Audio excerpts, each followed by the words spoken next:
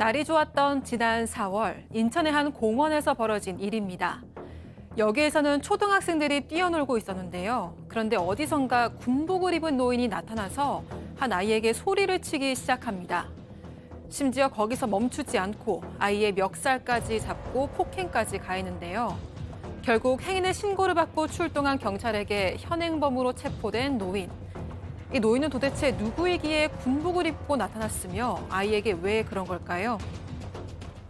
자, 조금 분위기 바꿔보겠습니다. 역시도 사건이긴 합니다만 좀 황당한 사건이죠. 네, 이게 지난 4월 2일에 있었던 일인데요. 인천시 연수구에 있는 한 공원에서 초등학생들이 놀고 있었습니다. 그런데 군복을 입은 한 노인이 갑자기 나타나서 한 아이에게 다가갑니다. 그리고 훈계를 하더니요, 폭행까지 이어졌습니다. 행인 신고를 받고 경찰이 출동을 했고요. 70대 노인이었습니다. 현행범으로 체포했는데 재범 우려가 있다고 보고 즉시 유치장에 입감했습니다. 자, 군복에 재범 우려로 즉시 유치장 입감. 자, 이 노인은 아이에게 왜 훈계를 한 건지 여기서 세 번째 사건 체크포인트 짚어보죠. 내가 해병대 대장이야. 중장입니까 그럼? 그건 해병대 아닙니다. 사령관 중장. 해병대 대장은 아니고요. 해병대를 다녀온 것 같긴 한데 이분이 이제 그 유치원생 친구들하고 놀고 있는데 그 공원을 가서 뭐라 그랬냐면 내가 이 공원을 관리하는 해병대 대장이라고 자신이 얘기한 거예요. 약간 이분이 자기 과시욕 있는 것 같아요. 그러면서 훈계를 하는데 초등학생이 말을 잘 안 들었던 것 같아요. 그 과정에서 말을 안 들으니까 폭행을 한 것으로 조사가 됐는데 한 달 만에 이제 재판장에 나와서 뭐라고 했냐면 폭행한 부분, 즉 자기 혐의는 인정한다고 얘기를 합니다. 하지만 뭐라고 했냐면 아이가 욕설을 하니까 그러면 안 된다고 하는 과정에서 그렇게 폭행했다라고 약간 뭐라 그럴까요? 자기 반성하는 것보다는 핑계를 대고 있는 상황인 것이죠. 예. 재범 우려가 있다고 보고 즉시 유치장 입감. 와, 보통 이렇게 하나요? 그렇죠. 만약에 이 정도 사건이면 바로 유치장이나 이런 데 입감하진 않는데 좀 확인을 해보니까 예. 다른 범죄나 다른 신고가 너무 많았던 것 같습니다. 아하.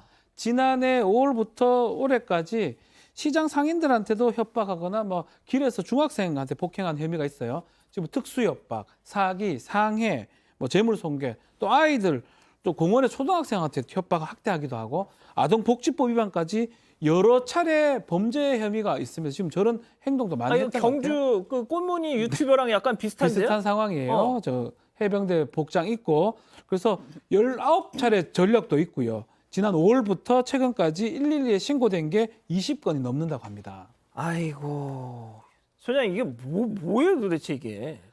그러니까 이 사람은 자기 삶의 의미를 해병대였다는 그 과거의 경험에서 생각하고 있는 것 같아요. 나는 귀신 전용 해병이야. 그러니까 나는 강인한 사람이야. 난 대장이야. 난 보통 사람이 아니야. 이렇게 얘기를 하고 싶은 거죠. 그래서 자기를 이렇게 과시하기 위해서 인천 그 시장을 전통시장을 돌아다니면서 상인들하고 계속 싸움을 벌였다고 합니다. 아하. 지금 초등학생한테만 이렇게 제압을 한 것이 아니라 상인들도 괴롭혔다고 하는데 본인은 자랑스러운 해병대 경력을 사용하는 걸지 모르지만 정말 많은 해병대 출신 분들은 부끄러워하고 진짜 창피할 것 같습니다. 보통 이제 동네에서 해병대 이렇게 딱 그 전우회, 진짜 이 주차 이런 자원봉사도 하시고 정말 지역사회 발전을 위해서 이렇게 자원봉사 하시는 분들 많잖아요. 예? 그런데 세상에 초등학생 멱살 잡으면서 너 이거 이게 뭡니까 도대체? 네, 재판에서 이 노인도 자신은 그런 봉사활동을 해왔다고 얘기를 합니다. 법정에 나와서 이 첫 재판이었는데요. 자신이 해병대에서 군대 생활을 오래 했고 평소에 봉사활동도 많이 한다면서 이 범행이 일어났던 그 공원 주변에서 내가 오래 살았다 이런 얘기를 했습니다. 하지만 판사는 이 말을 듣고요. 군 출신이면 더더욱 법에 위배되는 행위를 해선 안 된다라고 지적을 했습니다. 박 변호사님, 네. 전과가 지금 19범. 그리고 지금 그 동네 그 인천 거기 시장 상인들이 막 아주 그냥 막 벼르고 있대요 지금. 지금 이게 상습적으로 폭행, 협박, 또 아이들한테 이런 행동들을 반복하는 걸로 지금 보입니다. 그러다 보니까 지금 기소가 된 상황인데 특히 아이들 입장에서는 너무 무서웠다고 얘기를 해요. 무섭죠, 사실은. 해병대 복장 입고 와가지고 말도 안 되는 얘기를 하니까.